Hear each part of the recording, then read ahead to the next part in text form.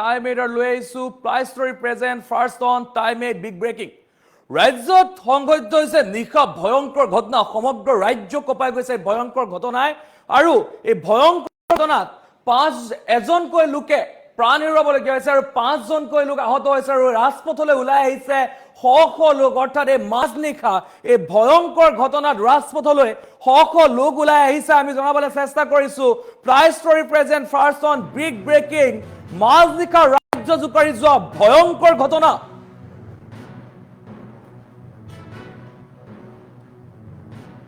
ওলাই আহিছে ৰাজপথলৈ শ লোক আৰু ভয়ংকৰ অগ্নিকাণ্ডত ভস্মীভূত হৈছে তিনিটাকৈ বাসগৃহ আৰু জীৱন্তে অগ্নিদগ্ধ হৈ প্ৰাণ হেৰুৱাইছে এগৰাকী বৃদ্ধাই আৰু গুৰুতৰভাৱে আহত হৈছে 5 জনকৈ লোক আৰু আহত লোক কেইজনৰ নাম হৈছে কামাল হাসান মফিদুল ইছলাম সাইদুল ইছলাম জাহিদুল ইছলাম আৰু শহীদুল ইছলাম আহতসকলক ততাতৈয়াকৈ হাস্পতালত ভৰ্তি কৰা হৈছে আৰু সময়মতে অগ্নি নিৰ্বাপক বাহিনী উপস্থিত নোহোৱাৰ অভিযোগ উত্থাপন হৈছে আৰু শীঘ্ৰে ক্ষতিপূৰণৰ দাবীত ক্ষোভিত হৈছে ৰাইজসকল আমি জনাবলৈ চেষ্টা কৰিছো এই মুহূৰ্তৰে ভয়ংকৰ খবৰ কলগাছিয়াৰ খাৰবাল্লিত সংঘটিত হৈছে নিশা ভয়ংকৰ ঘটনা ভয়ংকৰ অগ্নিকাণ্ডৰ ঘটনা সংঘটিত হৈছে আৰু যাৰ পাছতে এক হাহাকাৰ পৰিৱেশৰ সৃষ্টি হৈছে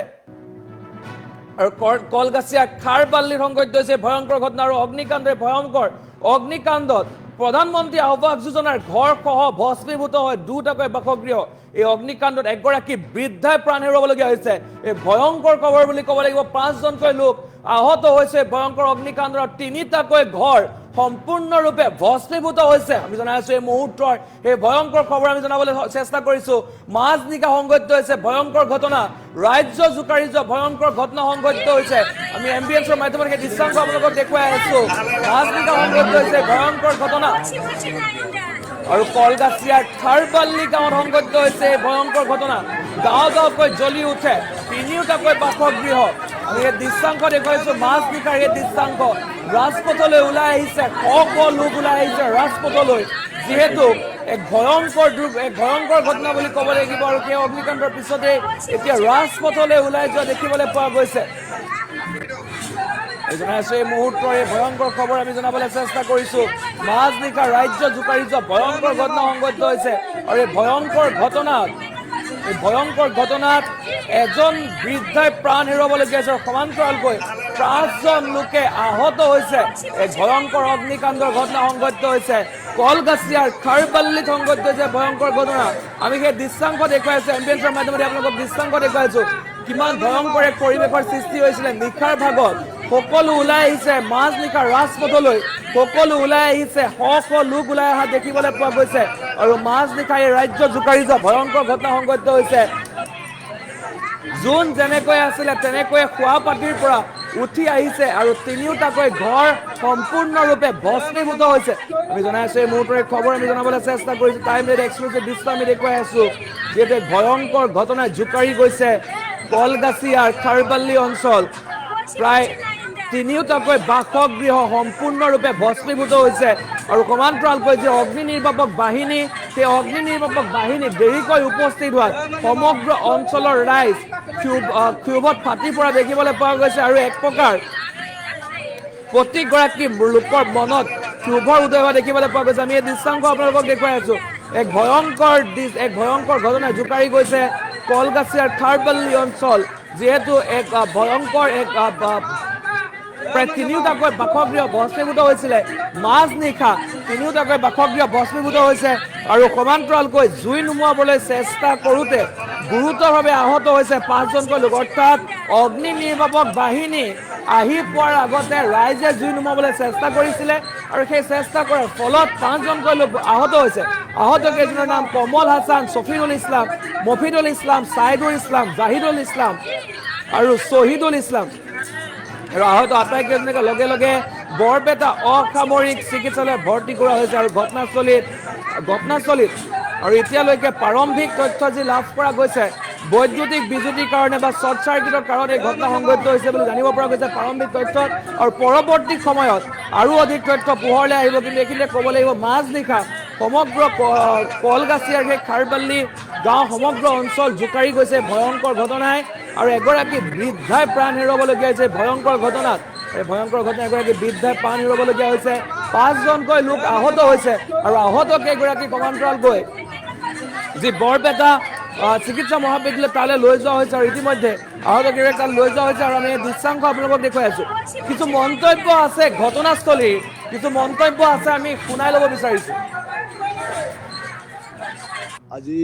সন্ধিয়া মাগৰিবৰ নমাজৰ সময়ত এই নুৰ ইছলামৰ ঘৰত খাৰবাল্লি নুৰ ইছলামৰ ঘৰত তেওঁ এটা চৰকাৰী গৃহ লাভ কৰিছিলে সেই গৃহটোত তেওঁ বসবাস কৰি আছিলে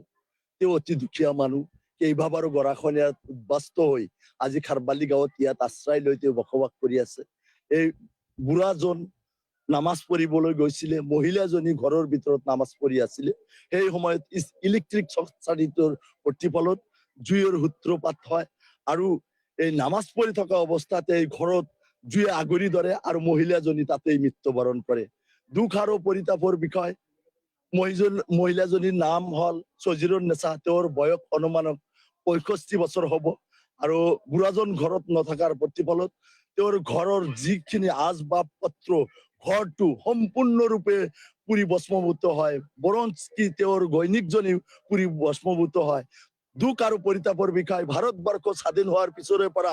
খাৰবাল্লি গাঁওখন বিভিন্ন ধৰণৰ আচলতে লাঞ্ছিত বঞ্চিত হৈ আহিছে আজি খাৰবাল্লি গাঁওখনত 108 গাড়ী অহাৰ কোনো ব্যৱস্থা নাই ইয়াত ফায়াৰ ব্ৰিগেডৰ কোনো গাড়ী অহাৰ ব্যৱস্থা নাই আজি খাৰবাল্লি গাঁওখন আমি যে ভাৰতবৰ্ষৰ মানচিত্ৰত বা অসমৰ মানচিত্ৰত আছো সেই কথা ক'বলৈ আমাৰ নিজৰে ঘিণ লাগে বা লাজ লাগে কিয়নো এনেকুৱা বেকৱাৰ্ড আজিলৈকে এনেকুৱা দুৰ্গম অঞ্চল কতো নাই আজি ভাৰতবৰ্ষ যি যুগত মহিলাসকলে চন্দ্ৰলৈ গৈ আছে এই যুগত আমি ৰাস্তা ঘাটৰ পৰা বঞ্চিত হৈ আছো খাদ্য আৰু বাসস্থানৰ পৰা আমি বঞ্চিত হৈ আছো মই আজি অসম চৰকাৰৰ মাননীয় মুখ্যমন্ত্ৰী ডক্টৰ হিমন্ত বিশ্ব শৰ্মা ছাৰক বিশেষভাৱে অনুৰোধ জনাইছো এই দুখীয়া পৰিয়ালটোক কমে 20 পৰা 25 লাখ টকা ক্ষতিপূৰণ দিয়াৰ বাবে মই বিশেষভাৱে অনুৰোধ জনাইছো তাৰ উপৰি বিভিন্ন দল সংগঠন আছে অৰাজনৈতিক সংগঠন আছে তেওঁলোকক মই দৃষ্টিগোচৰ কৰিব বিচাৰিছো এই দুখীয়া পৰিয়ালটোক সহায় কৰিবলৈ সকলোৱে আগবাঢ়ি আহক আজি সন্ধিয়া অনুমান 6:30 মান বজাত মোৰ এটা ফোন আহিল বোলে খাৰবাল্লি চৰত নুৰুল ইছলামৰ ঘৰত জুই লাগিছে এই কথাষাৰ শুনি মই লগে লগে নদী পাৰ হৈ নুৰুল ইছলামৰ ঘৰত আহিলো সন্ধিয়া আইখিনি দেখা পালো দুটা ঘৰ সিহঁতৰ যা গৈছে আৰু নুৰুল ইছলামৰ যিজন তিৰি আছে এই তিৰিজন তাৰমানে অনুমান 65 বছৰ মান হ'ব তেওঁ ঘৰৰ ভিতৰত মৃত্যুবৰণ হৈছে তাৰপিছত মানে গম পাই ডেড বডিটো ওলাইছে মই এইবিলাক চাই চিতি পেলাই মই প্ৰশাসন বিভাগ মোৰ কলকাতা ৰাজহ চক্ৰ বিভাগ কথাটো অৱগত কৰোঁ